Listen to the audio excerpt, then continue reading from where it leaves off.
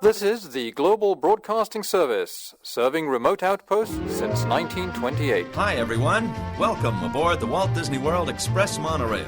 Caramba, we have something really big for you today. Welcome, foolish mortals. Now then, hang on to them hats and glasses, because this here's the wildest ride in the wilderness. This is the DBC Pod with Phil Schoen and Jason Dodge.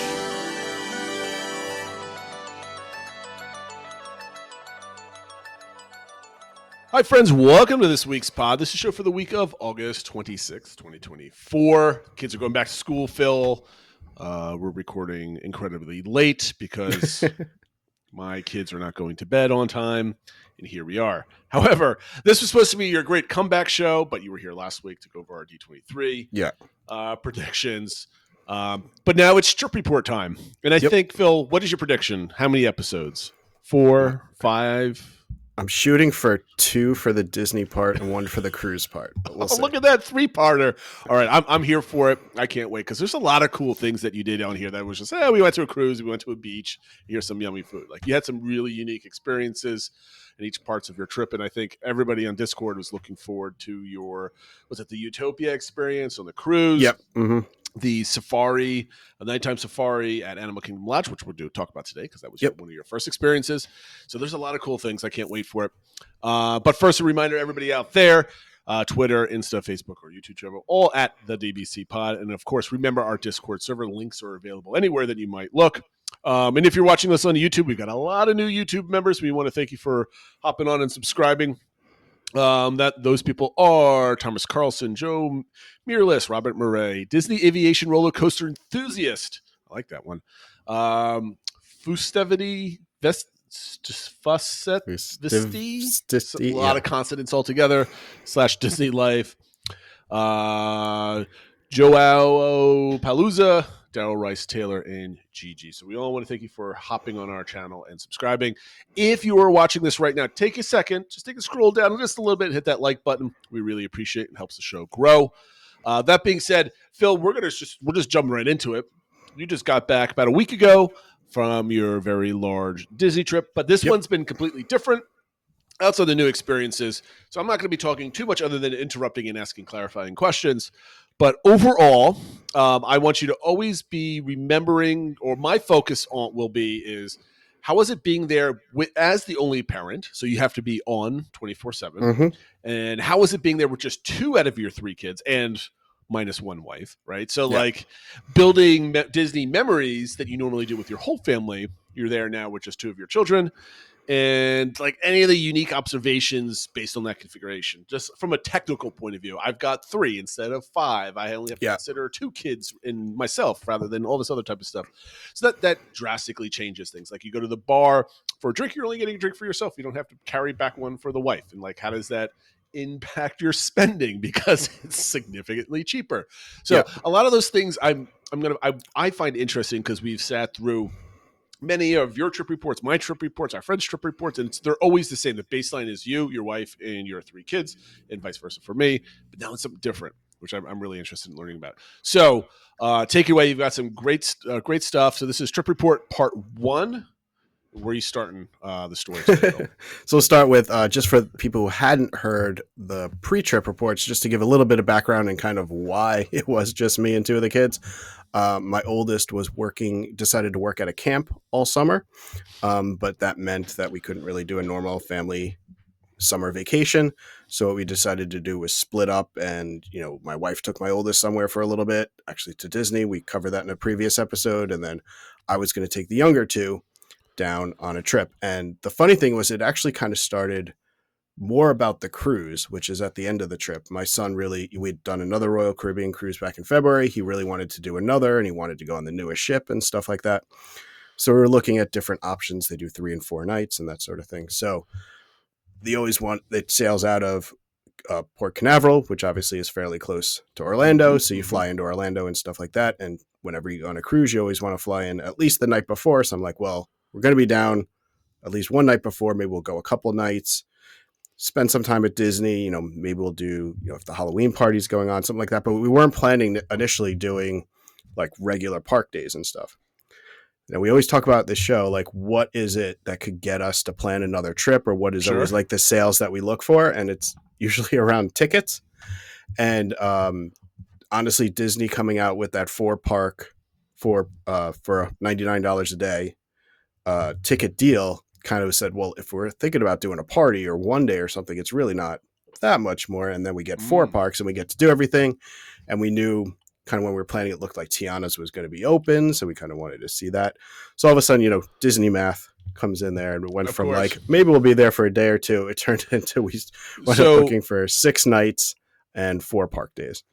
I was going to say, like, if you weren't there for the parks, how many nights would you have done? Initially, I was thinking of just doing like maybe 2 or 3 nights, something like that. And that's when I started looking at DVC, because I thought, we'll just be more resort time and that sort of thing. And we like Animal Kingdom Lodge. We think it's a great, for what you're getting, it's a great value. And also, once we started that we were going to go to each of the parks, my son really liked when we did our down and back, being there in the evenings and kind of with lower crowds and stuff like that. And I was like, if we said deluxe, we get access to the extra evening hours, so we could stay later in the parks, don't have to worry about getting the kids up in the morning. And I was like, and maybe that can help us not have to buy, well, initially I was thinking not have to buy Genie Plus, but maybe we could get away with buying Lightning Lane, Genie Plus, whatever, for fewer days, because we have the extra hours and all sorts of stuff like that. So ultimately, that's why we settled on doing Animal Kingdom Lodge, kind of the best value for a deluxe. And we did the ticket deal, got us to extend our stay. We definitely weren't thinking of going for like 10 days or 9 days in total when this whole started. If this was just, if your wife and other oldest was with you, would that have factored into buying tickets? Because that would have been another like what, $800 or so. It might have. I mean, that's a good point too. It was also like, we only have to buy tickets for 3 people, and that made it, $400 a person for 3 of us. It was $1,200. $1,200 total for park tickets isn't crazy, right? Versus that's other times when we had all 5 of us, and for sure. Like, I mean, like you're now planning a trip for 3 rather than 5.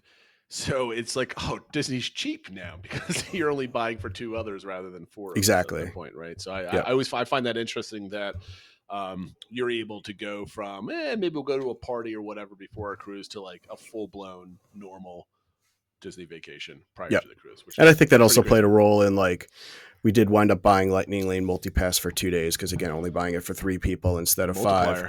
That definitely made it a little bit easier to click buy when it was only times 3 instead of times 4. Sure. So getting into our travel day, it was Saturday, August 10th. We had an 11:40 flight out of JFK heading down, and I think we made predictions about what time we'd be in the room. We definitely got there a lot earlier than we initially thought. The plane got loaded quick. We took off quick, and they, I guess, could fly faster than they initially thought. We got there quite a bit earlier, and we picked up the rental car, which, of course, it was one of those where you pick anyone in the row. So, of course, that took time for the kids to look at every single car and decide which one we should take. We stopped at Publix to pick up water and sunscreen and that sort of thing. What did I say, like 6 o'clock or so? Yeah. Whew, man, you killed it. I mean, you were there wheels down at almost 2. Yeah. Typically, do you know what time you got into your rental car and were driving off? I don't have that, but it was pretty quick because it was, we just went right over and got in the car. So we didn't have to, didn't really have to wait in the line or anything like that. Yeah. So, and we got notified on the way that our room was ready, not before we landed, but once we were, I think, like Publix or something like that. I noticed it. We put in one request because we're staying at Animal Kingdom Lodge Kidani again, which was to be closer to the lobby. We'd stay there once before, and we were in like one of the furthest rooms out, and it felt like it took forever to walk to your room. So for those who don't know, there's sort of like sections that go off in like a semicircle shape off the lobby each way. There's like 8 sections.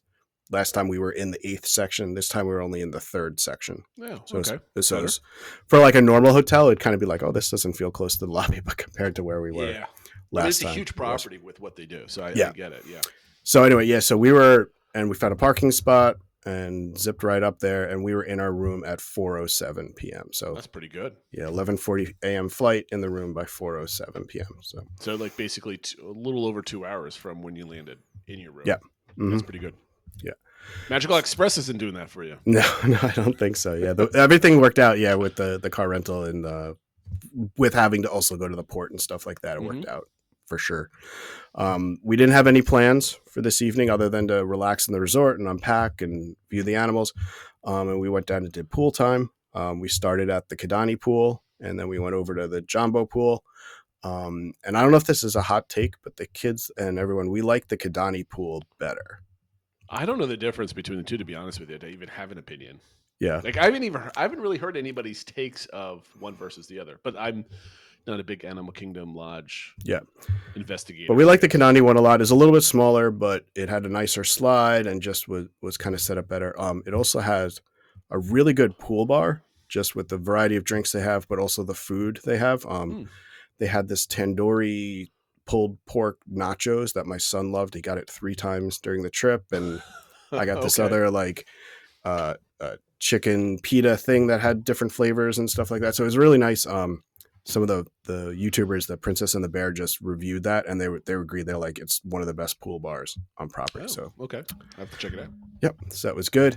So that was kind of really the first night, was just pool time, eating at the pool bar, and trying to get settled and get to sleep at a reasonable time after traveling.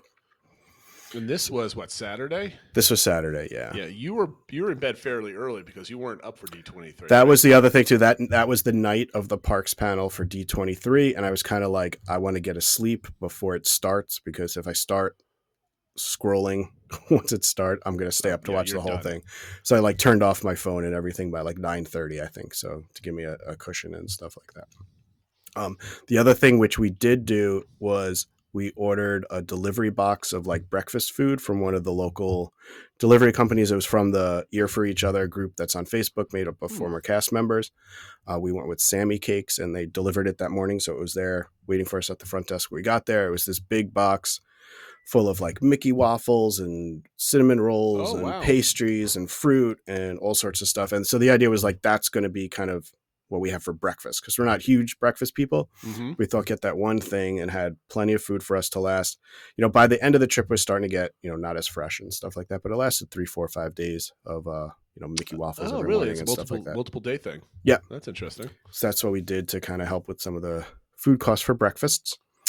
So then we did that day 2. That's what we had for breakfast. And that was our Animal Kingdom day. Didn't push the kids or anything like that, especially for Animal Kingdom. That's an 8 a.m. opening, 7:30 a.m.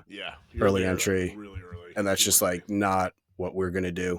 We got to Plus, you needed to catch up on the news for the night before, right? That's true. At least 2 hours. I needed to digest. Several cups of coffee and some Mickey waffles in the room while I'm trying to read everything and kind of see what happened, actually, for sure. So we left the room about 8:40, got to the park about 8:53. There was a bus kind of waiting right for us, so that was good. And then this was where one thing I found interesting, and I don't know if it's because it was just me and the kids, and it would have been different if my wife and my oldest were there too, but I definitely let them drive a lot of things about what they wanted to do. Okay. And one thing I found was when I'm not driving things, or we're not having, Genie Plus or Lightning Lanes kind of steering us, the kids are, I don't know if they're just spoiled from me managing everything, but they don't like waiting on lines. No, they don't. So I was like, because I was trying to talk strategy to them, I'm like, okay, we get here. Some rides have really short lines, but other rides, they're longer now, but they're only going to get longer later in the day. So we might still want to do them because they're relatively short for that ride. And they were like, no, I want to do the ride with the shortest wait. So I was listing everything was there. We decided to go to Dinosaur. We knew we wanted to do Dino Land stuff because we knew that, that was confirmed that was going to be going away. So that's where we went first, because the Lines app said it was a 4-minute wait. So my son's like, yep, that's where we're going. I'm like, okay. So we did Dinosaur and said goodbye to that. And then we did Triceratops Spin. We actually did it twice in a row because the kids wanted to do it twice in a row, and there was obviously zero wait for it. Was everybody like happy or sad about maybe that being the last time you've been on Dinosaur? I was a little, just because I'd been there like since the first year of Animal Kingdom opening, and Dino Land was part of that and stuff like that. So I definitely, while I'm excited for what's to come, there were definitely some emotions. I think the kids they're okay with it going. We rode Dinosaur, and they're like, yeah, this is kind of not the best ride.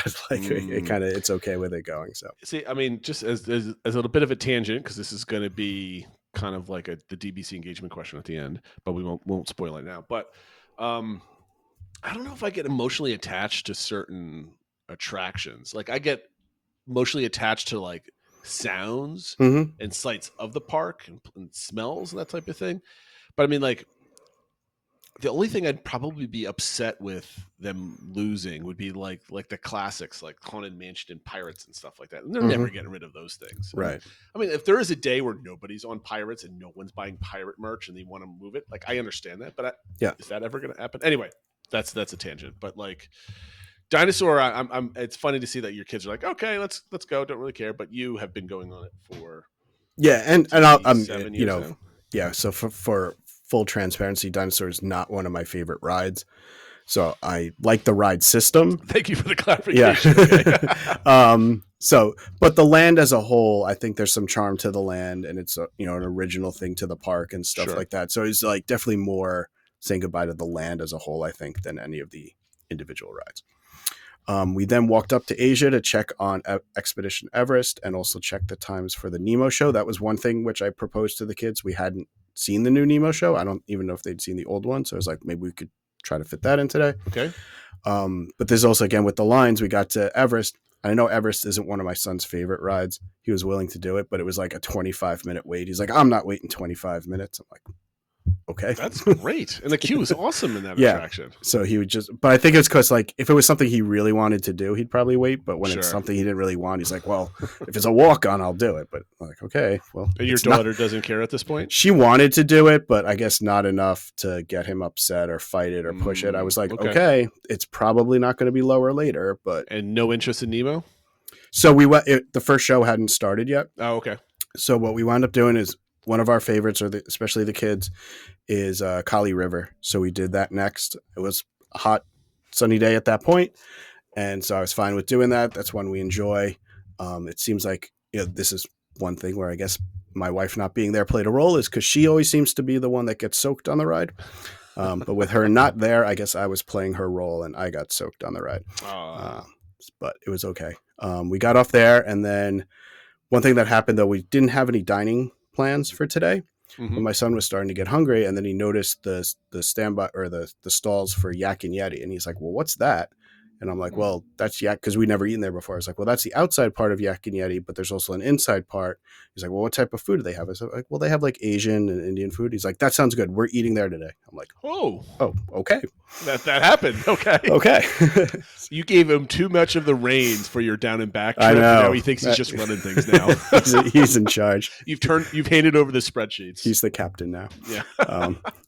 So I was like, all right, well, let's see when we can do you want to eat outside, inside? He's like, I want to eat at the inside part. So I was like, okay. So they had an opening at 3 p.m. So I made a reservation for that. Did you do it on the app or did you walk up? I did it on the app. Okay. So that's when they had availability. And then already 3 o'clock at this point? Well, that was the next available that they had. Oh, okay. Okay. Yeah. So what time of the day did you So this was around 10:45. Oh, it's still in the morning. That's what I figured. Yeah. Okay. So we went. Wait, he was starting to get hungry, so you made a reservation for 5 hours from now. That's what he wanted. That's what I told him. He's like, no, that's what I want to do. That sounds good. I'm like, okay. He's the captain. One thing we did do is we stopped at a stand that sold shaved ice. And it was obviously hot, and that sounded good. They wanted something to munch on, so we got that. They have I guess it's kind of a more authentic version that has condensed milk on it and stuff like that. Oh, so it's just not corn syrup. Right, exactly. So it's different flavors. So we got that, and then I liked it, but the kids didn't really like it, and they were like, like, okay, so we need another one, I guess. So we went back in line, and the guy saw it, and he's like, I was like, yeah, the kids didn't like it with the milk. We need to get another one. He's like, just go over there. And he gave us another one on the house. Oh, that's nice. So that was a little pixie dust to kind of start the trip, which was nice. Then we went over to I got a drink, and my son wanted popcorn, and he's like, I want to get that popcorn bucket. I'm like, really? Like, what are we doing? He's like, no, but they'll be great. And then this is the first day, and we'll have it for the rest of the trip, and it's all the refills. Oh, so he's thinking. I'm like, okay. So this will be part of your souvenir and stuff. He's like, yeah, no, I know that. So he got the Pumbaa popcorn bucket. Okay. And he's like, this is great. It actually you can actually use it and get the popcorn. I'm like, okay. So he had that. Then we went to see the Nemo show. So he had his popcorn and we had our ice and we were watching the Nemo show. We had never seen the new version of it yet. We all really enjoyed it. It's a good show. Puppetry is really good with it. The songs are fun. They use a lot of bubbles and stuff like that. And it's like a really... How's the duration? I was just going to mention, the pacing's really good because you kind of... Not every detail, but you get the gist of the story. You get all the high moments. You get the fun parts. And we were in and out within a half hour. Oh, okay. So it was like, maybe a little more because we got there, a few minutes ahead of time. But it was like, it was an 11 o'clock showing, and we were out like just before 11:30. Because either like when last time we went, my wife didn't want to do any of the shows. She wanted to get out of the park as fast as possible because, again, she had rib injuries and getting over an illness. So she's like, I don't have patience to sit down.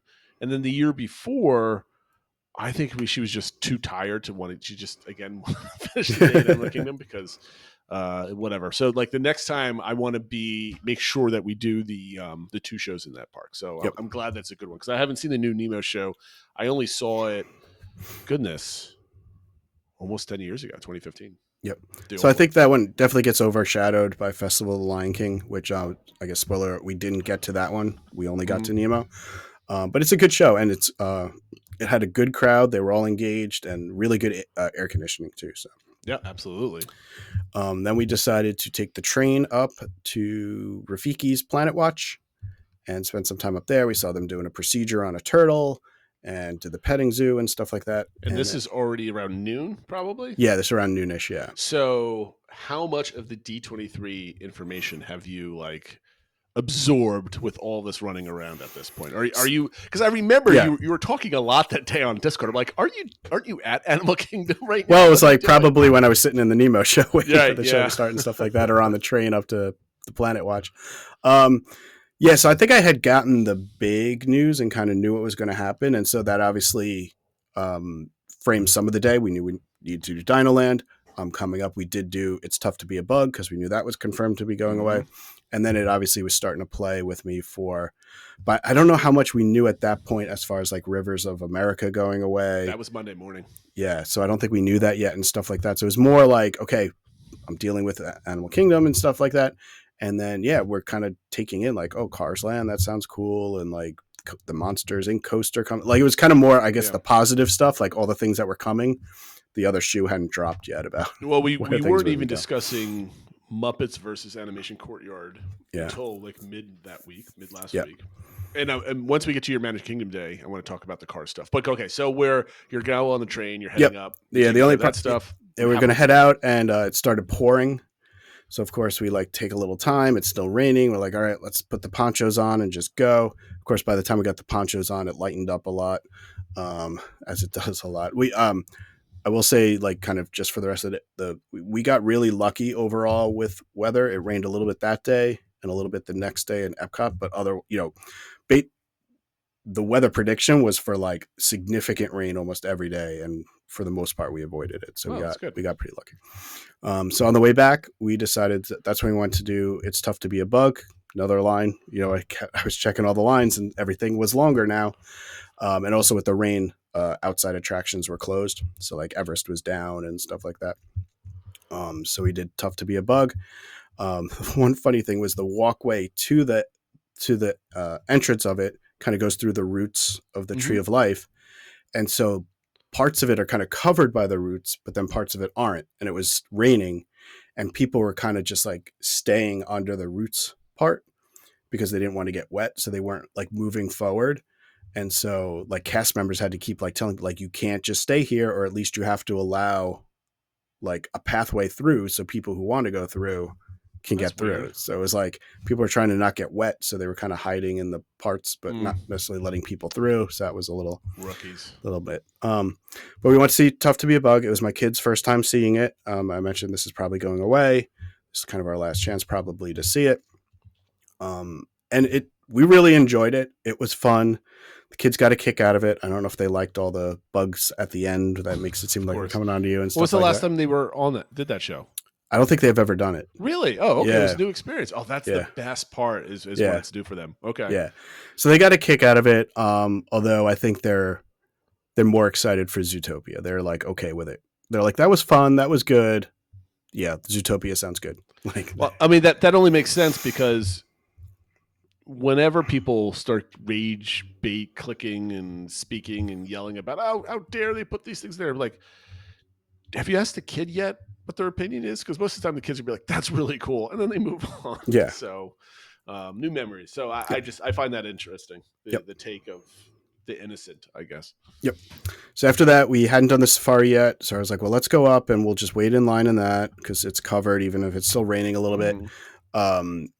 It was posted like 55-minute wait, but we only waited about 20. Rain probably cleared out a lot of people. I think so. I think that's probably messed with some of the lines, people that left the park or whatever. Really good safari. And then we decided it was time then for our ADR. So we went over to Yakini. I think we were a little early. We're like, can we get in early rather than just waiting? And we got in, within a couple minutes of checking in. It was our first time eating there. I don't know why. It's just other things always took a priority. But we really enjoyed it. It's probably something that's going into the rotation now because it was, we all liked our food. We got basically like 3 appetizer things to share. They were all large portions. It totally filled us up.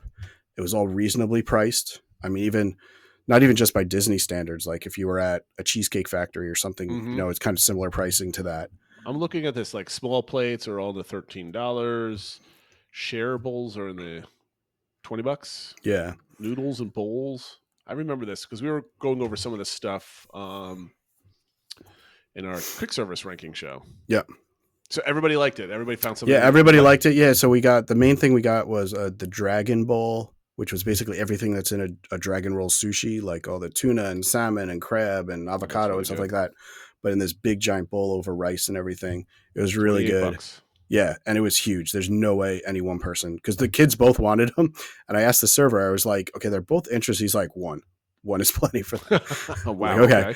So it was huge. And then we got a couple we got the Bang Bang shrimp and the calamari, and they were both good too. Like we pretty much finished everything, and that was more than enough.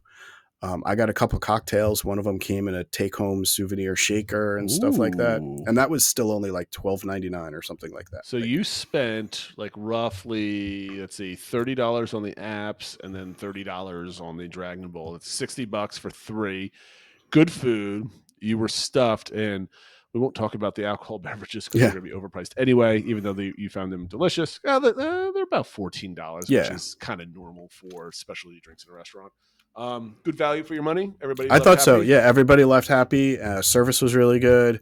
It's really nice decorations, and it feels like not just a regular cafeteria or something like that. So again, my brain is just not adjusted to new pricing on everything. Still, like I went to the food store. We occasionally do like an appetizer night at home where I just make like a charcuterie board of just random stuff, and it's like maybe frozen mozzarella sticks and chicken fingers, but also like fruit and bread and all those other cheeses and stuff.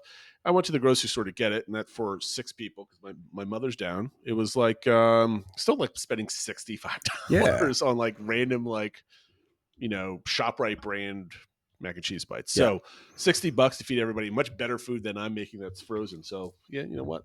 That's pretty good. So after that, we decided actually to do the safari again.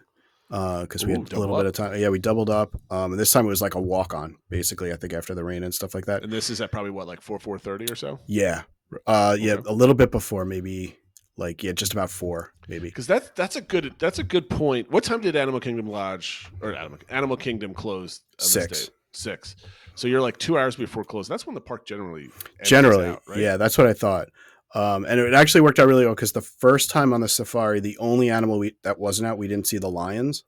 The second time, the male lion was up on top of that, awesome. And he was like standing up and walking around, and like even the driver's like, whoa, we like never see them walking around. So between the 2 safaris, we basically got everything in, so that was great.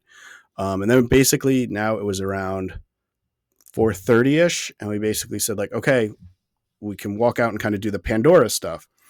Thinking like parks are empty, the lines are going to be shorter.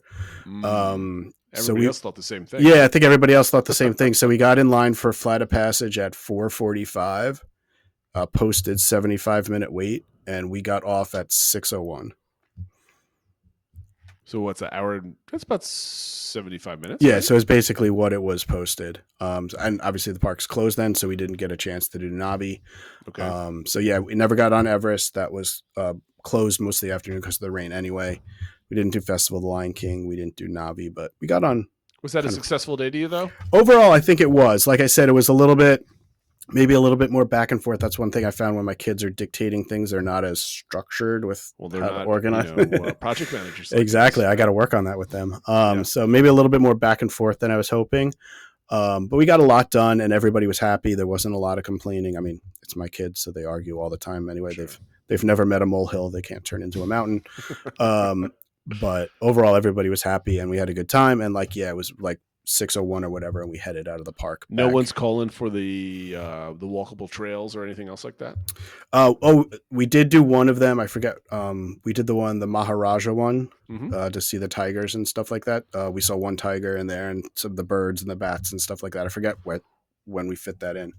But we did do one of them. Okay. We didn't do the Gorilla Falls one. I mean, that's a pretty good Animal Kingdom day. I mean, the only other way to get that in is you don't eat food and you get there about an hour earlier. Yeah, and obviously we didn't use Lightning Lane either, single pass or multi pass. Well, I mean, it sounds like the only time you really waited in line was for Flight of Passage, and if you had purchased that would have saved you 40 minutes, and probably. Then the only other way to get on maybe Navi River is either stay even later, get there earlier, or basically buy multi-pass it's a Navi lane. I mean, single we probably could have done Everest if we did it right away in the morning. And then, if we had purchased Flight of Passage, that probably would have given us time to do Navi standby. But overall, I think it was a good day. Yep. But the best is to come. Yep. So one thing we did, though, we got back is we didn't really know. I got to ask a question because in the show notes, he says you're never buying Peter a popcorn bucket again. Yeah. So is that to come? Am I not getting? I mean, I guess the spoiler is that is as much as he said he was going to bring it every day and refill it, he never brought it. And even I was like, Peter, you going to bring it? He's like, no, I don't want to bring it this time. I'll bring it next time. I'll bring it after the break. But never brought it. No, sad times. Yeah. So my initial thoughts on crowds level, it did feel fairly crowded just walking around. I think I was posting on Discord, like, where are these low crowds? Everyone was saying that the parks are empty. So I don't know if I just had bad luck that day. Later in the week, I think it got a little bit better. But it is what it is. You're doing your trip report at a terrible time because the TIA numbers came out last week and we haven't even had a chance to talk about those. But crowds were up this year versus last year 2023's crowds were higher than 2022 crowds, and people are commenting that the parks are slower now than they were last year. I'm curious to see if that's actually true. Yep. Yeah. One thing, and maybe I can comment on park in general while I'm talking about it. It felt like the pathways were fairly crowded. We go August a lot of the times. But the hotels, the pool always seemed packed, but it's a DVC resort. So I don't know if that's as comparable to cash resorts. Definitely dining felt easy. Table service were easy to book. Like I remember I checked at one point and we could have gotten into like Be Our Guest and Akershus and stuff like that. Like, things that are usually hard to get. They're easy to get into. Quick service though was very popular. It hit us especially on our Epcot day, but it was like, half-hour waits to get food that's at the quick thing. service and stuff. So. If we're gonna take a break before your Starlite Safari, I honestly think that Disney's prices for sit-down meals is pushing everybody or prices in general, pushing people away from sit-down to quick service. Because I saw the same thing last December where, granted, the bigger things weren't available, like the Akershus or Cinemark's Royal Table. But again, I went a week before Christmas. But there were still availabilities just in times I didn't want. And then, the hotels might be emptier, but people are staying off-site and then going during the day. So there's definitely something there about their pricing kind of hitting. Yeah, and I think to damage them. Yeah, it's just the overall cost, and like we've talked about before, you got to buy Lightning Lane now when you used to not have to. You used to have Magical Express. Now so there's just more things you have to pay for, and it's got to come from somewhere. Yeah, and I think it's coming from table service meals more than anything else. And I think that's a good thing to say because that's provable at this point, right? You can compare availability to previous experiences. Absolutely, and you're not the only one saying that. Yep. One thing I did want to mention was we got back to the hotel. The kids were a little hungry. We didn't have dinner plans, but we had that late lunch, so it wasn't like we were starving. The one negative I would say about Kidani Village is there is no true quick service option there. Okay. We grabbed some food from the like gift shop thing. They have, cabinets with food, like either microwavable things or like they had, the kids had Lunchables and things like that. So it gave them food between that and then some of the baked goods we had from before. We weren't, we just wanted something to munch on. But, as much as we like Kidani and praise the pool bar and stuff like that, I got to ding it for not having a true quick service option. So that night, though, we had our Starlite Safari. This was sort of the one extra special thing we booked for this trip. And for those of you that don't know what it is, it's basically a more or less a private safari that they run where you get picked up at Kidani Village, right out front. So it was right out front of the hotel. And it's more like a regular Jeep. It's not like the big ones they use in the park. It had, we sit in the back and it has benches on the side. And there were, I think, 12 guests on it. And then we had a driver and a guide who was back with us. Is it kind of like almost like an army type of Jeep? Like thing? I would say like that. Like they add the like railings in the back so you can climb up the metal steps to get into the back and stuff like that. Yeah. So it's kind of more like that. And they run it twice a day at 8:30 and 10 p.m. And it's about an hour long. And it goes through all the savannas that are around Animal Kingdom Lodge, both Jumbo House and Kidani Village. So you don't go to the ones that you see in the parks. It's the different ones. Obviously, some of the exciting part or the different part is because it's at night, they give everybody like a night vision. I'd say goggles, but it's not. It's like kind of like a periscope, or something like that, where it's just one thing that you hold up to your head. Right, you just hold it up to one eye, but it's like it gives you that night vision, the green, kind of look, and you're able to see in the dark very well and see all the animals and stuff like that. We did the 8:31, and it started out, in summer, it's still not super dark at 8:30. In some ways that was good though, because we got to see some of the animals without having to use the night vision thing. But then later, as it got darker and darker, you got to use it and it was still kind of cool. And you can hold it up to your phone and stuff like that. So I did get some night vision pictures and stuff like that. So, okay. Like I said, it's about an hour long and you go through the different, savannas that are around the lodge.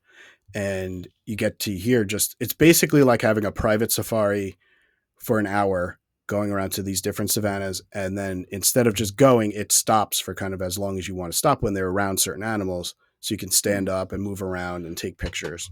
When we were there, we went to Boma for breakfast. We were trying to look for a good savanna view and we were kind of by the pool, we were exploring. Yeah. And just a random cast member came up to us. And I don't know who this lady was.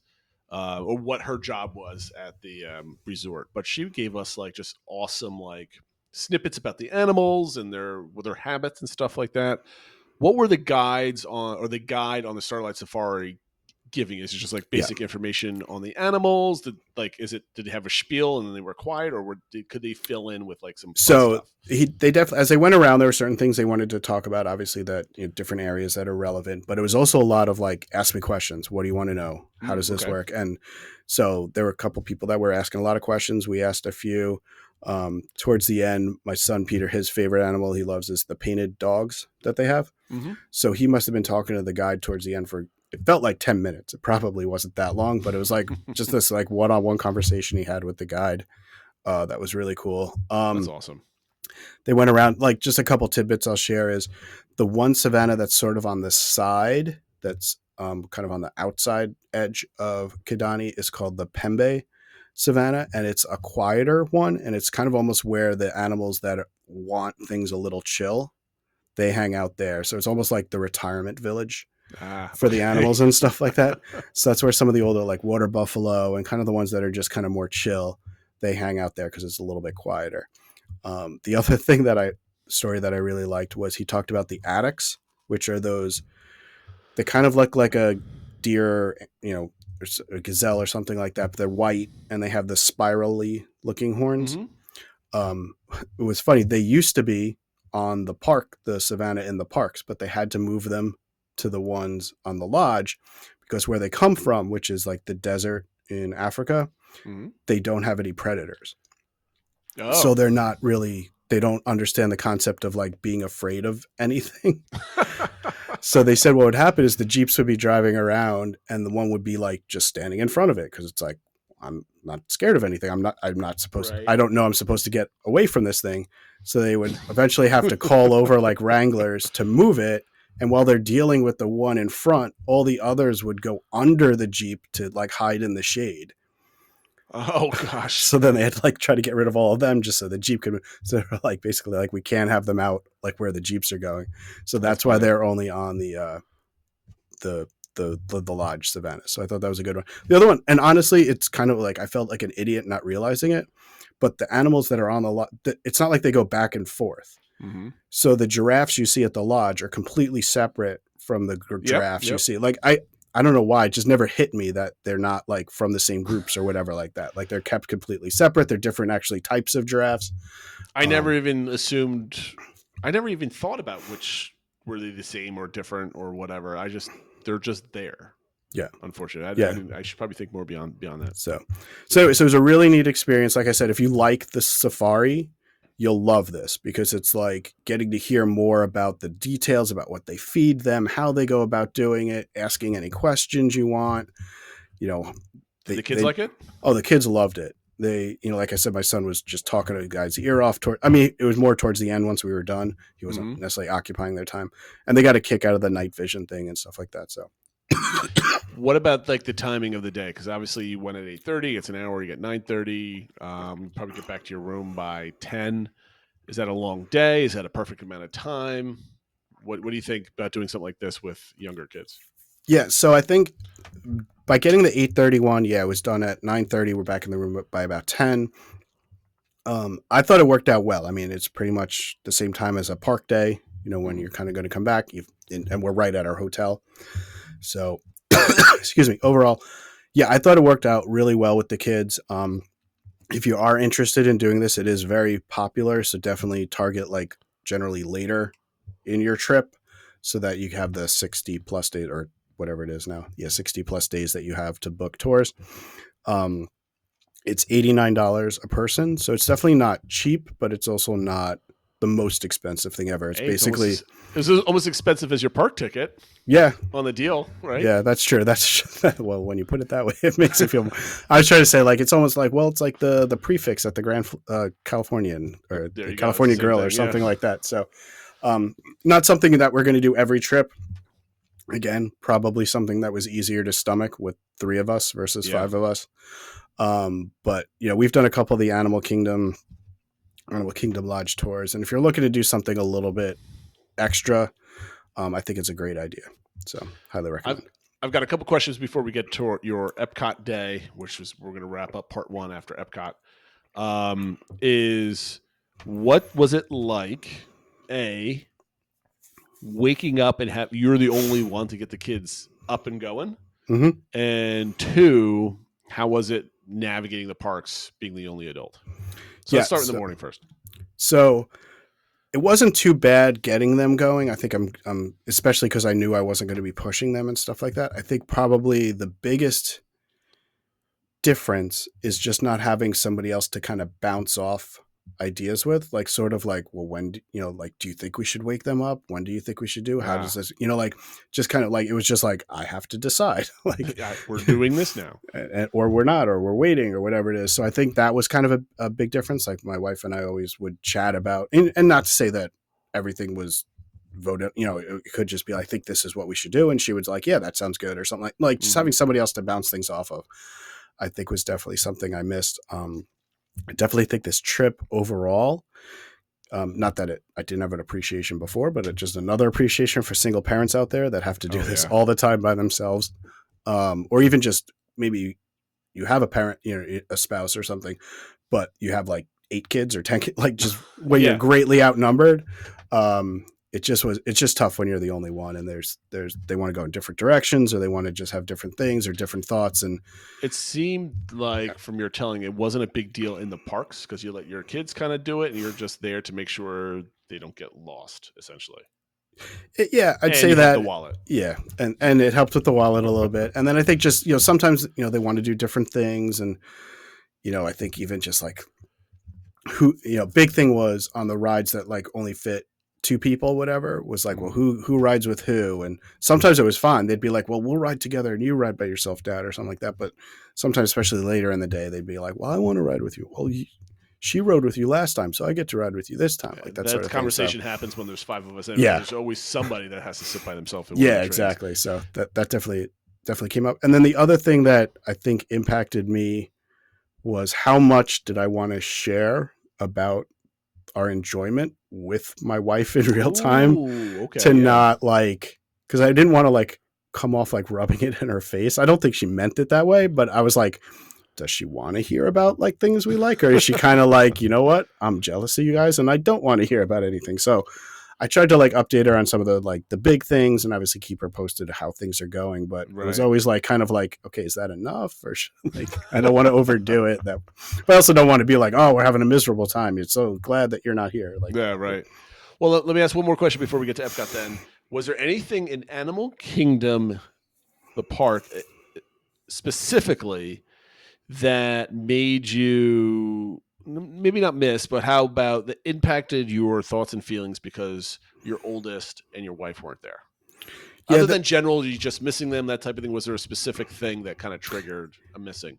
Yeah, the only thing I can think of is that when we're all together, sometimes we could split up and do different things. And kind of things that comes to mind is like Everest. Like my youngest wanted to ride it. I like riding it. In the past, we could have split up where maybe I would have taken her and my wife would have taken my son and, elsewhere. We were not really able to do that because while my kids are quote unquote Disney adults, I'm not necessarily, there's only so long I want to leave one of them by themselves somewhere or something like that. So, well, if I remember right, your oldest brought your other kids to like Cali while you and your wife had like a snack or a couple drinks at Nomad or a full we had dinner at lunch at Tiffin's. Yeah. And my son's done that before once where he didn't want to ride Space Mountain. So he went and rode the Speedway while we did Space Mountain, like we've done it a little bit, but. So there was really, it just sounds like there was just kind of like mechanics that you missed rather than like specific instances where you're like, this is a nostalgia hit and I'm sorry that everybody's not here. It felt kind of like you were, on her or something else. Yeah. I mean, there were some of those with like, again, didn't want to report back too much. And then just some of the like saying goodbye to Dino Land and it's tough to be a bug and stuff like that. It might've been nicer for everybody to be there. Probably played more of a role at other parks more than Animal Kingdom. Yeah, well, I'm thinking ahead of like what those things could be. So okay, so day 3 is Epcot. You're back in your room by 10 p.m. I'm assuming everybody kind of gets to bed pretty quickly. And if I remember from your postings, Epcot's an early morning. Surprisingly, yeah. So going into the day, my initial thought was we had booked Le Cellier for a 3 p.m. kind of late lunch, early dinner. Le Cellier. Thank you. Sorry. All right. Go ahead. And so my thinking was the same thing. It just like you guys mispronounce everything at Epcot, and I just kind of get a chuckle out of it. So my thinking was we could sleep in, the kids, no rush, maybe even do a little pool time, whatever, and get to the parks at 11, 12, something like that. But when we got up, the kids seemed to be kind of like ready to go. And then they said, well, we could go earlier and then do a midday break and go swimming and stuff like that. Okay. And that appealed to them. So I guess first thing first, at 7 a.m., we did get, with help from some people from home and stuff like that, we got boarding group 6 for Guardians. And we wound up leaving the room at about 8:17 and we're in the park at 8:47 for a 9 a.m. opening. So we technically made it for parts of the early entry. Wow, that's pretty good. If you got a half hour from leaving the room to in the park. Yeah. Coming from Animal Kingdom Lodge. That's pretty darn good. Yeah, I would say, obviously downside to Animal Kingdom Lodge is you have to take buses everywhere. Mm-hmm. There were occasionally, sometimes we had to wait, especially like Disney Springs and stuff like that. There's one other time that'll come up later this day that we had to wait a little bit more for a bus. But overall, as long as once the bus is there, it's really not that far of a ride anywhere. So, yep, true. By that point, though, as we've mentioned, especially at Epcot, but at a lot of the parks, the big ones, if you're not there at the beginning of early entry or kind of before early entry at the front of the line, there's not really a lot of benefit. At this point, these were the posted times. I don't know what they actually were, but Remy was already up to an 80-minute wait and Frozen was 55 minutes. I mean, that matches when we went 2 years ago. We got there at Park Open. We didn't get there enough for early entry, and the line was basically curved all the way out of that back part. Like it was to the front by like Chefs de France. And I think for Epcot, if you want to get there, if early entries, let's say at 8:30, because your park opened at 9, correct? Right, so 8:30, you need to be there at 8. To take advantage of early entry. So you basically they walk you slowly back over time, and it's it can get you. And I'm seeing here you got Remy's at 80 minutes, Frozen at 55, no test track, and so what did you end up doing once you got there? So we wind up again. Kids see a short line. We got right onto Spaceship Earth. We were in line for that at 8:55, which that one can build at some points during the day. So I was like, all right, it's a classic ride. We'll get it in. So we enjoyed our Spaceship Earth.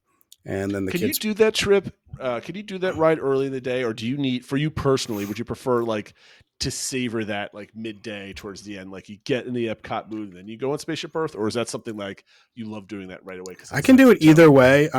Sometimes when I'm trying to plan out the day and I know we're going to do like a midday break, I when we had Fast Pass Plus or whatever, I would try to book it for around that midday break time. So you do it on the way out of the park. But I don't mind doing it first thing in the morning. It kind of like gets you. You have no rules for it. No, just as long as it gets done. I'm just curious. Of course. Then the kids played at the Project Tomorrow for a little bit.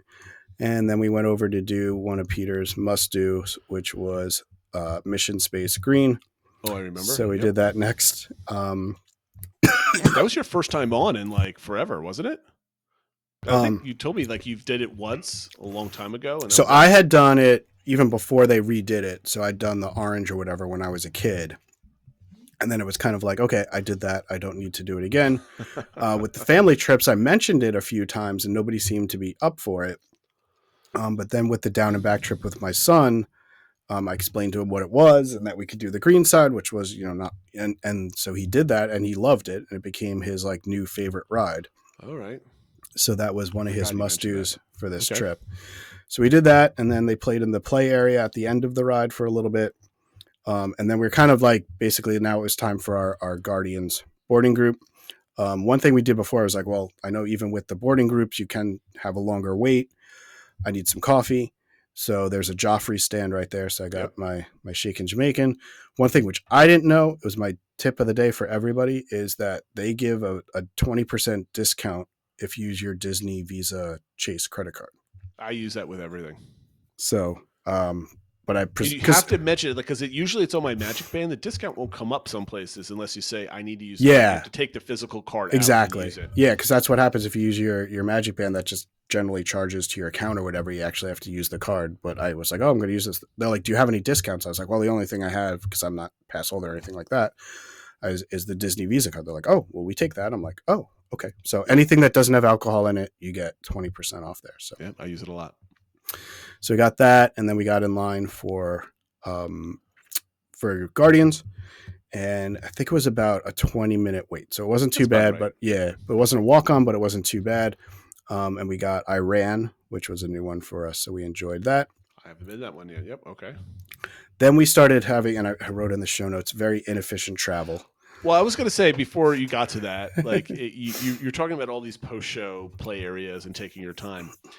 Are your kids dictating what they're doing and you're just kind of hanging out? Or are you kind of sitting there like, come on, what are we doing? We're wasting all this time. We got to get the next one. Like, because obviously you're not running around with them. You're kind of standing behind them, watching them, having a good time, interjecting from time to time. But you're not actively doing anything other than watching them play with this stuff. Right. So what was going through your head? So going through my head was I knew this was something they wanted to do.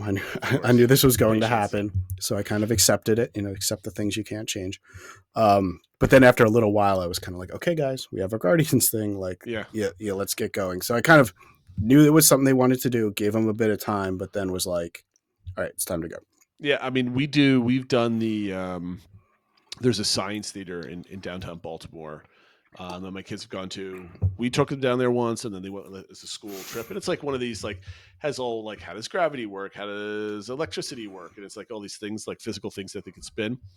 And they did that. They didn't need to do any kind of Disney stuff because they're like, we've seen this at home. It's fine. We want to get on to the next ride. So maybe if you're worried about your kids using too much time, take them to a science museum. You can take your time doing that. So after that, we went to, I think we did the Club Cool, which my kids hadn't done before ever. And they were like, what's that? I'm like, oh, it's like a Coke place where you could try soda for free. They're like, what?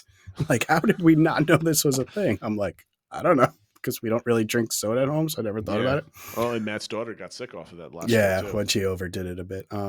So we went there, and the kids got to try everything. And, of course, I videotaped my youngest trying Beverly without informing her that it was going to be terrible. Nice. So I got a nice video of her making faces. But they tried everything a little bit and decided on their favorites and stuff like that, so it was fun. Was it crowded? It was, like, busy, but you had to wait maybe a couple minutes just for a machine to free up or something. It wasn't crazy.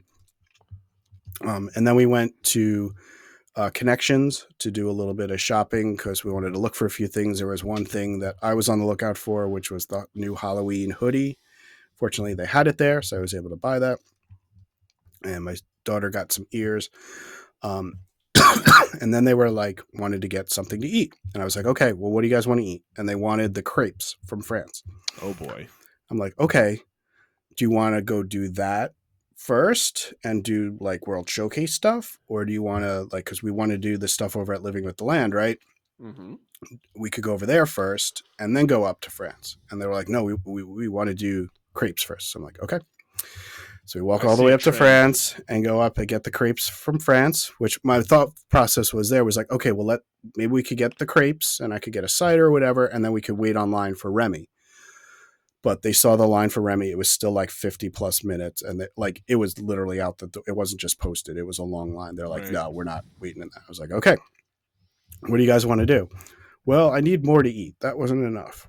I'm like, okay, I want to go eat at Sunshine Seasons. I'm like, you mean at the Land Pavilion that I suggested we go to first? Gosh. And he's like, yeah. I'm like, well, is there anything else? What if we go over there? He's like, well, but I really want to eat there because it's inside and it's cool and there's air conditioning. I'm like, okay. So we trudge back to the Land Pavilion and we eat like our lunch, I guess, at Sunshine Seasons. We split like the roast beef sandwich, which was very good. Again, that was something we did a lot with this, was kind of getting a couple things and splitting them. So I think we did food pretty cost effectively. While we were there, we did ride Living with the Land, which had a legitimate close to half-hour wait. And then we did Soarin', which had like a posted 50-minute wait, but we only waited 7 minutes. So I don't know.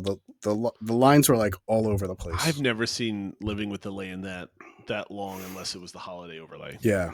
I don't know what it was. I think what we found, and this was one thing I was going to comment for the trip, is with Lightning Lane Multipass, with the tiering, the big rides are kind of the same wait times as before, maybe even a little less. But the secondary rides have much longer lines because people are being pushed to them because they have to book tier 2 rides or they just have the Lightning Lane, so they're using them. I guess it's working from Disney's point of view. Right? Yeah, which is annoying when you're looking for short lines, but from Disney's perspective, if it's kind of spreading the crowds a little bit, I think it works. Because one thing we found was after this, we did Nemo, and the plan was to do Nemo and then go take a break. And that line was literally out the door. I saw those pictures that you I was like, this is crazy. I mean, it moved really fast. It was probably like a 13-minute wait or something like that. But still, like for the Nemo ride, I've never seen a line like that. I've never seen anyone in that attraction where if we have our block of family in those seashells or whatever they are, that there's family, like there's always a buffer of like 2 vehicles before anybody else at the very least going through that thing. Yeah. So that's my theory, at least, is that it's pushing people to the secondary ones because it seemed like those lines were a lot longer, whereas the headliners for the most part were kind of similar to what I've seen in the past. No, I'm with you on that. So did you spend time in the aquarium or did you just kind of like go in and out? We did spend some time in the aquarium afterwards. They were doing some work with one of the dolphins or some of the dolphins there, where one of the trainers was out. And they put like pictures, they taped pictures to the glass, and then they would like say something like a fact or something, or I forget exactly what it was, but then the dolphins would come up and like touch the correct picture based on what the Huh. instructor was telling them, and they would shuffle them all around and move them all around, and the dolphins were smart enough to know like which picture they were talking about. So that was kind of neat to see. That's kind of cool. The only other thing I should have mentioned on the way up there, we stopped through the kind of the middle part because I wanted to see, and we could hear the music going from the Encanto show. Mm-hmm. So I wanted to check that out. It was just so blazing hot, and sun was just beating down on it. My son was like, we can't stay. This is just too hot. And what they've set up a bunch of umbrellas, and you can see everyone that's watching is just under where the umbrellas are. The shade is, yeah. Just where the shade comes down, and otherwise nobody else could, because it was just too hot. So I did hear that show is extended, so hopefully it should be a lot more enjoyable to see it kind of in the cooler months. I'm always amazed how lack of shade consideration happens at Disney World. Yep. Like no matter what they do, it's like, did you think about shade? Yeah. Oh no. Oh, okay. On the plus side, though, we did walk through Communicore Hall, which I know has gotten bashed online. Mm-hmm. I would say, like, I guess another hot take, I didn't think it was that bad. Shocker. It's really not as bad as crazy people on the internet. Yeah, I mean, it definitely could use a mural and maybe some nicer tables or whatever, but it was a big space, super well air conditioned, and it was packed. People were just hanging out, recharging their phones, like recharging themselves and stuff like that. So I think it could use some, zhuzhing up a little bit. Sure. But it has a place in this park. I suspect that the zhuzhing is going to be with the festival. Yes, and we know it's closed right now. They're getting it ready for Food and Wine, which starts in a couple of days. So it'll be interesting to see how it looks then. What was the music going on in there? Was it quiet? Was there background loops going on? Do you remember? I'm trying to remember. It wasn't like... Was there something, I should say? I think there was something, but it was very quiet. It was more like, this is a place to come and relax and kind of... So your quiet time. Yeah, if you need to kind of low sensory stuff, this is the place to go. Okay. So then we take... Oh, as I mentioned, we had dining reservations at Les Célères. Still probably saying it wrong. But we decided to cancel that because my kids said they wanted to do just more snacking around and stuff like that. And I was like, okay. Your wallet thanks you. My wallet thanked it as well. So we wound up canceling that. We took a midday break. We left around 4 p.m. We didn't get back to the park until 7:43. That's crazy. Like, let's say it's a half hour. Once you get on the bus, like from park to room, it's got to be like 30 minutes to 40 minutes, right? Yeah, depending on how long you have to wait for the bus, yeah. So you were gone for almost 4 hours. Let's call it 4 hours. You mentioned the Skyliner here. Did you go? Why okay, so what we did some pool time and stuff like that. Then the plan was, because my son wanted to ride the Skyliner, and he told me that was one of his priorities, and one of the priorities was to ride it the long way. Oh, I remember what you did. Okay, go ahead. Yep. So what we did was like, okay, we'll get a bus to Hollywood Studios, and we'll take the Skyliner over to the back entrance, and then we could see what the line is for Remy and blah, blah, blah. That's good. That's good. Yep. I remember. So in theory, it was good. The problem was we just missed a bus for Hollywood Studios. So then we're waiting for another one. We see like 2 more for Epcot come while we're waiting for the Hollywood Studios one. So we had to wait 20 plus minutes for a bus. Happens to everybody. Then obviously we go over, then we get on the Skyliner. The Skyliner stopped. I mean, none of them were super long, but it stopped like 3 or 4 times while we were on it. So it was well over from when we left, our room or whatever, it was almost an hour and a half to when we got into Epcot. So what did you actually do on your midday break? We did some swimming. For like an hour? Yeah, about an hour of swimming, Okay, yeah. that makes sense. Yeah. Was that enough to refresh them, recharge them a little bit? It was good. It was good to cool down, and it was something to just get them out of the parks and kind of like they were really into swimming mode. We went swimming pretty much every day. So okay, that's cool. So they really like that. So then we got back in. Now it's almost 8:00, right? And we want to watch the fireworks and stuff like that. So so I said, well, what do you guys want to do for food? My daughter wanted another crepe. So I'm like, okay, well, we're right by France. We can wait in line for the crepes. And then my son was like, well, I don't want crepes. I was like, well, what do you want? He's like, I want nachos. I'm like, so you want the thing that's on the exact opposite side of the lagoon? Man. The stomach wants what the stomach I know wants. the stomach wants what the stomach wants. So, and then this is where the lines for the quick service really kind of impacted us. So we were in line for the crepes for almost 20 plus minutes. Mm-hmm. Then we got the crepes, and then we're like, okay, let's go around to the other side. We'll find a spot near Mexico to watch Luminous, and I'll have my daughters stay there, like to kind of hold the spot while I go with my son to get the nachos, and then we'll come back. By this point, it was only about before 8:30. All the railing spots were basically gone, already taken. We did find a spot against the railings where there were like some strollers had just moved. It's a little bit before you get to Mexico, it's kind of closer to Norway. A tree was blocking some of the view, but I was just like, we have a spot. Let's just take this. You sit here with your crepe, and I'll go with my son to get his nachos. This line was, the place was just mobbed. And at this point, it's already 8:30. You know, it's not exactly peak dinner time, but I guess everybody wanted food before the show. I don't know. Yeah. Yep. So he got his nachos. I got some, I think, empanadas. And I got a drink, and he got something or whatever. But like from when we ordered to when we got our food, it was just so backed up. It was almost a half hour. Wow. So we got back to our spot where Emma was, and she was like, you guys were taking forever. I didn't know what was going on, blah, blah. So we got there about 5-10 minutes before Luminous started. So it worked out fine. We had our spot. We had our food. But like that's really all we did in this evening. Mm-hmm. So we watched Luminous.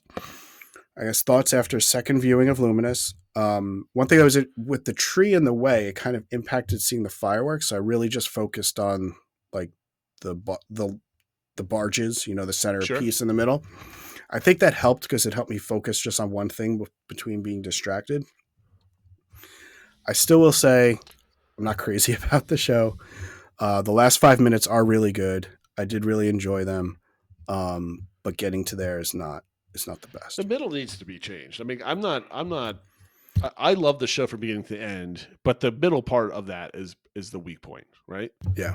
Like it gets strong again when it's the Frozen 2 soundtrack where it goes into the original song at the very end. That's very strong and, you know, emotional, but everything else in the middle is just kind of like the message doesn't come out, and I don't need to be about the cycle of life and everybody dying and going, going to the afterlife or whatever it is. So I asked my kids, they felt pretty similar. I think I gave them a score.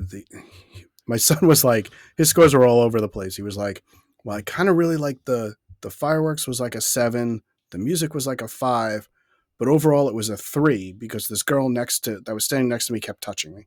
I'm like, okay. Oh. So like just the group, it was like she's with her family and she just kind of bumped them a couple. It's like this. It's not really a big deal. But maybe that score instead of a 3 is a 9 when he gets a little bit older. I don't know about that, but we'll see. But and then I think Emma gave it like a 6 or 7 or something. So they liked it, but they weren't crazy. It wasn't about strong. It. Yeah. Okay. Then we're like, okay, we had the deluxe evening hours that night. We go over and get in line for Frozen. The cast member's like, it's 50 to 55 minutes during deluxe evening hours. Wow. Deluxe the evening hours are only what, 2 hours? It's 2 hours, and that includes the time for the fireworks. So if you want to watch the fireworks, it's really only like what, hour and a half, hour 40. So they were like, well, we don't want to wait in that. So I'm like, okay. And we did we did get another boarding group for Guardians while we were on our break. So we had that. So I was like, okay, well, what do you guys want to do? So we went in to do Grand Fiesta Tour, which they're checking everyone's bands, and it still had the back and forth 4 times before you got into the regular queue for Grand Fiesta during the deluxe hours. Wow. Is there enough people? Is there enough people on property? I think what it is, I guess it is. And the thing is, it's only, it's Epcot's once a night, Magic Kingdom's once a night. So everybody who's staying deluxe plans those as their Magic Kingdom and Epcot nights. And everything in the World Showcase is empty. So it's right. There's no shows going on. There's no entertainment. There's just the rides, test tracks down. So there's just not enough for these people to do. No. One thing that I thought was interesting, though, was the family behind us. Because there was no fast pass or anything like that, obviously the line moves pretty good. And he was telling us, he's like, kids, this is what it used to be all the time when before they had the line skipping. And I forget how we started talking a little bit. And he's like, yeah, I just view the lightning lane as part of the ticket. He's like, I'm not visiting without it, basically. And I think that's how a lot of people think that way too. Yeah. So I thought that was kind of an interesting conversation to have. So we did that. Then we did another ride on Mission Space Green because it's my son's favorite, so we had to do that again. Of course. And then we did our Guardians, and we were out of the park. I mean, granted, this is only a perk, right? Yep. So you don't have to pay for any of this stuff. I mean, You're paying for the room, deluxe, yeah. right, but again, it's a perk that you didn't have a couple years ago, right? Yep. And you do get the extra boarding group for Guardians, which there's definitely value in that. I agree. I mean, there is a value to it. It's like what did Guardians single pass cost at that day? Like $20? Something like it's 2021, something like that. Somewhere around there. Yep. So I guess the value was $60 to you. Right? Yeah. You get to go on that ride again. Because if you want to go on twice in a day, it's going to cost you the Lightning single pass. So again, Matt had similar thoughts to Epcot's extra evening hours. If you can't accomplish, to me, with just kids, it's like how many rides can I get on? The answer is one. If it's busy this. Yeah. But like if it was the wife and I, it's been a long day. We've been walking around a lot, but I wouldn't mind just getting a couple drinks and kind of just walking around World Showcase. But you can't do that with everything closed. You can walk around, but there's no cast members out, no entertainment or anything. Yeah. So what's the point? When we were there 2 years ago, I walked around, the fireworks ended. My wife went back early, and I was there with who was I there with? In any case, we walked around the World Showcase before he went home, and it was enjoyable. But the place was empty and quiet, and it's just like, what are we doing here at that point, right? So yeah, I totally get it. So overall, it was kind of, the best way I can say was an odd Epcot day. Yeah, we didn't get on Frozen, we didn't get on Remy. We barely did anything in World Showcase. I was there with Zach. Oh my God, I can't believe I just forgot him. Sorry, Zach. Sorry if you're listening. We barely did it. The only things we did in World Showcase at all were buy crepes, nachos, and ride Grand Fiesta Tour. That's all we did in World Showcase. Just distill it down to that, right? And we didn't go in World Celebration. We didn't see the Walt statue or anything like that. I don't know. It still felt like we got a decent amount done, but I don't know. It's just a weird day and very inefficient walking around with my kids in charge and stuff. And that goes to show you that if you are planning your trip down there, and most of the people listening or watching this are probably pros at Disney World, but there might be some new folks coming in and listening. The reason why you want to plan efficient travel, especially at big parks like Epcot and Magic Kingdom, because Magic Kingdom is potentially a lot of zigzagging back and forth, is if you spend 5 minutes extra walking, 10 minutes extra walking here and there, by the end of the day, you might have 2 to 3 hours of extra walking where you're not doing other things. So always have a general plan. And I always say to my wife, because we keep our plans a little bit looser these days, we let either Jeannie or our virtual groups or ADRs steer us around. Always have your food planned out. Yeah. If you can see with Phil going from France to the land and then back around and all this other stuff, really, really can get you. So, and it also made me think, in retrospect, and in the moment, it made me think that maybe we should have gotten Lightning Lane for Epcot. Might be saved. Would you have saved that much time? Well, we would have at least gotten on at least Remy or Frozen, which we didn't get on at all, and it could have saved us on times like Living with the Land was a half hour and things like that. So, and I think Epcot was only like $17 that day, which times 3 isn't too bad. So it was kind of, if I had to do it over again, knowing what I know now, I think I would have bought Lightning Lane for Epcot. It kind of stinks there's just not a ton of rides that totally need it, but especially with Test Track down, there's just nothing to really spread the crowds. Well, I mean, maybe it helps that if the crowds are being spread out because of that, which affects the standby lines, because with Genie Plus, all the older rides were almost walk-ons anyway. Yeah. But maybe because people are it creates the need for it elsewhere. Yeah. So at least even though you're technically being forced to buy more stuff, at least it's maybe useful. You get, at least when you spend the money, it's just like, I just spent this for a Remy Lightning. Yeah. No, but yeah, if we had one for Living with the Land and we were skipping a half hour or whatever, it would have felt like, okay, well, now I'm glad I have it. So, yeah. It wasn't that expensive. So I think if you're on the fence about it, and I will say we used it at Magic Kingdom and Hollywood Studios, definitely worked out well. If you're on the fence about it and you only have one Epcot day, I would consider getting it. Yeah, no, I get you with that one. I really, in how many episodes we're doing your trip report? Two more or so. We'll see. We'll see. I have some potential trip updates for next year that I'm starting to finally plan, and I'm thinking about, like, I was doing like the bingo style park stuff. I don't know how I'm going to do that next year because of the way new lightning lanes are put in place, but we'll talk about that in a month, I guess, when you put it that way. Okay, so Epcot Day was good. It's finished. You said you were back in your room around midnight, which you didn't mind, because day 3 is a resort day. Yep. You've got a lot planned for a resort day. That doesn't include your resort, but I'm looking forward to that story with the your Dreams That Soar review and everything else. I'm really angry that that's going away towards the end of the summer. I hope they keep something or maybe they bring it back for next summer. That would be really cool. That being said, again, very busy day. You had a lot of transportation in this one, bouncing back and forth through Epcot, which is not an easy thing to do. Again, questions about being the only parent, allowing your kids to drive, and then also any kind of nostalgic things that you kind of were like things that you always did as a family, but you did them as like a half a family this time. Yep. So, probably everyone could tell it wasn't super efficient because the kids drove it a little bit. I think, again, if we were all there, we maybe would have split up to do some more things and figured out what were priorities for different people. It's an interesting day because if I'm looking at it for myself, I wouldn't view it as a successful Epcot day, but my kids enjoyed it. They got to their priorities. They knew what they wanted to do and they enjoyed it, and they got kind of done what they wanted to. So it's hard for me to be too upset when they enjoyed it. So I think that was kind of the big thing. And nostalgia moments, I think anytime, I'm nostalgic about Epcot in general.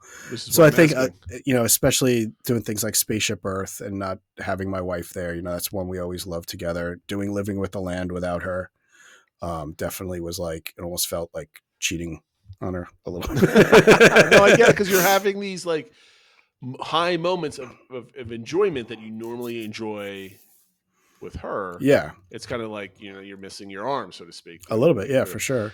Like one other question I have though, but like, how is it where you go through this whole day? And again, this is a question for each day following. You had no adults to speak to, right? Normally it's like the kids can go scream and do whatever, and you yell at them, you yap at them, like behave, calm down. But at least you have, like, in other moments, a conversation with another adult about adult things or whatever. How does it feel to kind of just not have that? Yeah, it's definitely tough. It's definitely, like I said, not having that other person to bounce things off of. It probably made me, because I'm not usually outgoing, but maybe why I engaged that other dad in that conversation about lightning lanes and stuff, like somebody else. So I don't know, maybe things, and obviously I was still checking Discord a little bit and stuff like that. But it is hard when you don't have that other adult to bounce some things off. It is probably helping that they're getting a little older. I think it would be even harder if they were like 5 and 6, like that type of thing. 5 and 6. Now that they're a little bit older, and you can leave them a little bit, and you can have more real conversations with them. I think it helped a little bit, but yeah, no, I get it. All right, we're gonna end it here. We do want to announce our DBC engagement question for the next week, the next 2 weeks. I don't know, maybe we change it next week. But the question this week is: when you find out something is closing forever at a Disney park, does that impact your planning? To either encouraging your trip or how you will tour the trip due to the parks or due to the changes to the parks. Or obviously, there's been a lot of recent announcements with Tom Sawyer Island and the Riverboat and Dinosaur about things going away. What has the biggest impact on you? How does that affect you? I guess only sad or happy comments. We don't need any angry ones, please. So let's leave it at that. And if you haven't answer the DBC engagement before, we encourage you to either write it in the comments in the YouTube channel, or hop on Discord and have that conversation. I don't think we've ever done that before. So if you're listening and it's now an hour plus into this, if you're still here with us, our DBC engagement is, if you find something that's closing forever at Disney Park, how does that impact your feelings about an upcoming trip? Does it make you plan a trip, or does it make you feel in general? So leave a comment below and we'll respond in kind. Anything else, Phil, that we want to add before we close out? No, I think you mentioned all the new YouTube users, but we also have a new Discord member, Deuce Boy. So yes. I wanted to shout him out and welcome him to the family. Deuce Boy, thank you for joining us. Yeah, join the conversation. All right, guys, everybody, thank you for watching and listening. We'll catch you next week with part 2 of Phil's trip report, and we'll see you then. Take care, everybody. Bye, all.